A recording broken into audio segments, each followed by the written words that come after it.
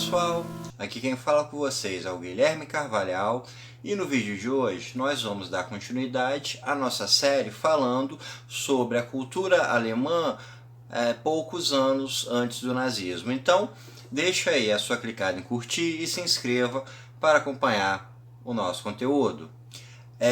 No vídeo anterior a gente falou sobre a Bauhaus, que foi uma escola de design muito importante na Alemanha, que foi muito influente tanto para o design quanto para a arquitetura do século XX.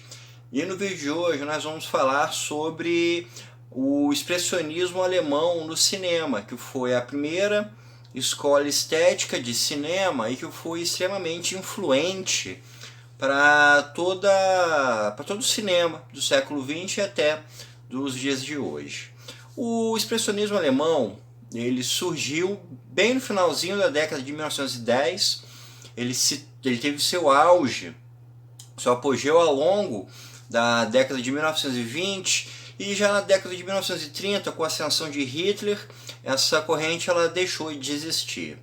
O expressionismo alemão ele tem a sua origem no impressionismo e no expressionismo das artes plásticas, como em Van Gogh ou no Munch.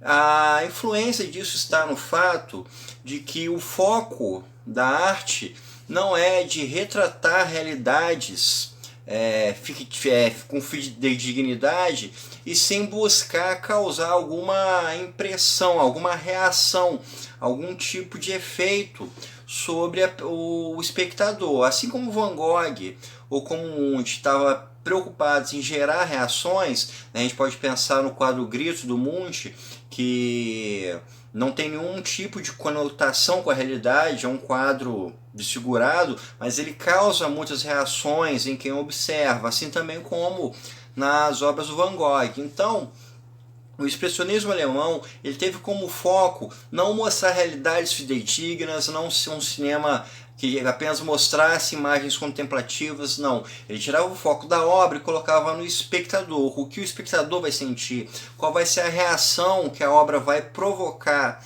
no espectador.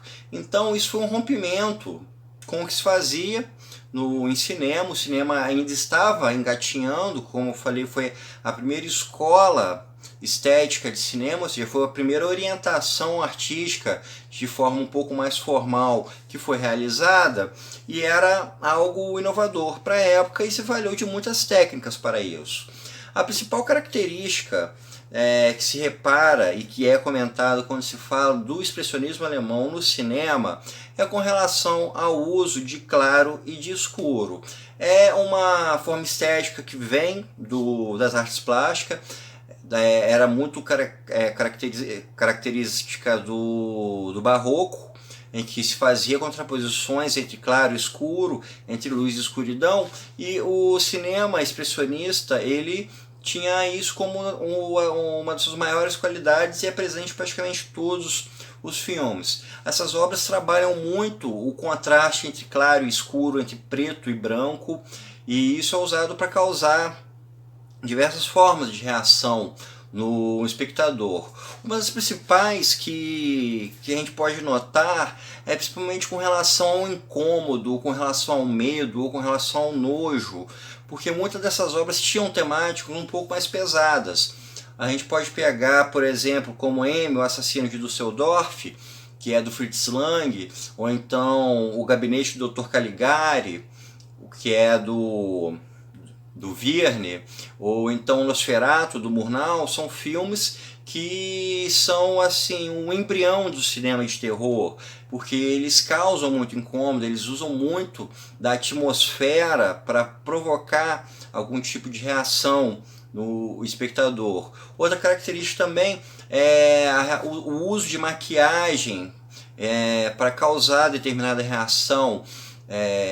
Como eu disse, esse modelo de cinema não estava preocupado em ser fidedigno, estava preocupado com reações. Então a caracterização dos personagens também é realizada dessa forma. Em O Gabinete do Dr. Caligari a gente tem os atores caracterizados, maquiados, vestidos de forma a provocar algum incômodo. Em Nosferatu, do Murnau, a gente tem uma representação do vampiro de uma forma monstruosa. Se a gente parar para pensar que foi feito na década de 1920, era um salto, era de uma ousadia enorme do diretor fazer esse tipo de obra.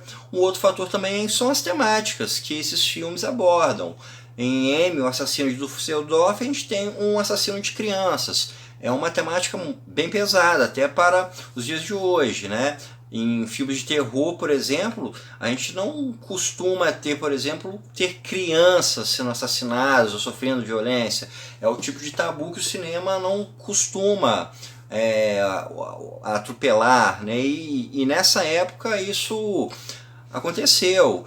Em Nosferatu a gente tem a história, né, do Conde Drácula indo para Londres, toda uma temática de terror que envolve morte. Então a gente tem no expressionismo alemão esse cinema que provoca o incômodo, que provoca reações, e em alguns casos provocam também outras formas de abordagem, como no caso de Metrópolis, que é um filme do Fritz Lang, considerado o filme de maior orçamento do cinema mudo. O valor dele era altíssimo para a época, nenhum filme tinha abordado tal valor, é repleto de efeitos especiais, era muito avançado para a época e retrata uma sociedade distópica em que um cientista criou um robô para tentar suprir a ausência da sua esposa. Então a gente tem também uma outra temática, que já é uma temática mais de ficção científica. Então a gente pode ver como o expressionismo alemão ele estava assim no cerne de tudo que viria a ser corriqueiro no cinema. Um cinema que busca provocações, um cinema que busca reações, um cinema que utiliza de luz, que utiliza de cenário, utiliza de caracterização dos atores para causar determinadas reações, um cinema já um precursor do cinema de terror, no cinema de ficção científica, e tudo isso veio a acabar juntamente com a ascensão do nazismo. Alguns diretores optaram por ir embora da Alemanha. O Murnau foi embora antes mesmo do Hitler chegar ao poder. O Fritz Lang chegou a ser convidado por Hitler para ser um cineasta do Terceiro Reich, para fazer filmes de propaganda. O Fritz Lang ele não concordava com a ideologia do nazismo, foi embora da Alemanha, foi para os Estados Unidos. Muitos outros diretores e pessoas envolvidas com a indústria de cinema também optaram por ir embora, sofreram algum tipo de censura, algum tipo de problema com o governo, e levaram toda essa sua influência, todas essas novas ideias que eles tinham para o cinema dos Estados Unidos. E acabou que o expressionismo alemão encontrou um terreno bastante fértil já lá na América e ajudou na consolidação dessa grande indústria de cinema dos Estados Unidos. O Murnau, que é o diretor de Nosferatu, ele não chegou a ver a ascensão do nazismo, ele morreu acho que antes mesmo de 1930, mas ele já tinha ido para os Estados Unidos na década de 1920. Nos Estados Unidos ele filmou Aurora, que muitos consideram que é a sua obra-prima, e é um filme extremamente relevante, extremamente influente para tudo aquilo que o cinema dos Estados Unidos é hoje.